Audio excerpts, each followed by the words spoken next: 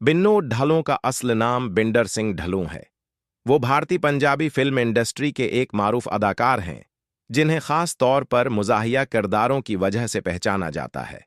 मगर उनकी जिंदगी सिर्फ हंसी मजाक तक महदूद नहीं, बल्कि ये जदोजहद, सब्र, नाकामियों और फिर कामयाबी की एक सच्ची दास्तान है।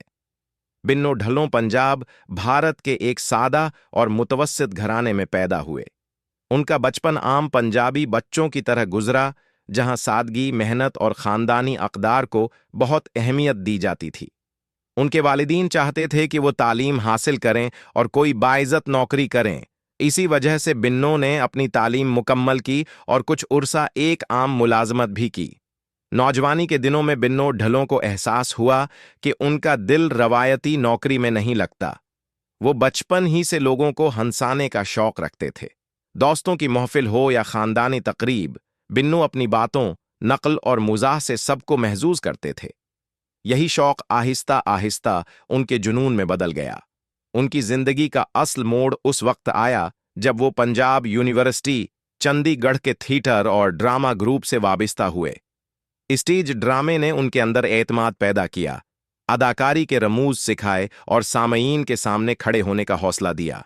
इस जमाने में उन्होंने कई साल मुसलसल स्टेज पर काम किया, छोटे बड़े किरदार अदा किए और अपनी अदाकारी को निखारा। इब्तदाई दिनों में उन्हें न शहरत मिली और 2020 न ही ज्यादा मुआवजा, मगर बिन्नू ढिल्लों ने हिम्मत नहीं हारी। वो जानते थे कि कामयाबी एक दिन जरूर दरवाजा खटखटाएगी। आहिस्ता आहिस्ता उन्होंने पंजाबी फिल्म इंडस्ट्री में कदम रखा, जहां इब्तदा में उन्हें ज्यादातर मुज़ाहिया किरदार ही मिले। बिन्नू ढिल्लों की कामयाबी की एक बड़ी वजह उनकी कुदरती अदाकारी है। उनकी कॉमेडी बनावट नहीं लगती, बल्कि आम जिंदगी से जड़ी महसूस होती है। यही वजह है कि हर उम्र के लोग उनकी अदाकारी को पसंद करते हैं।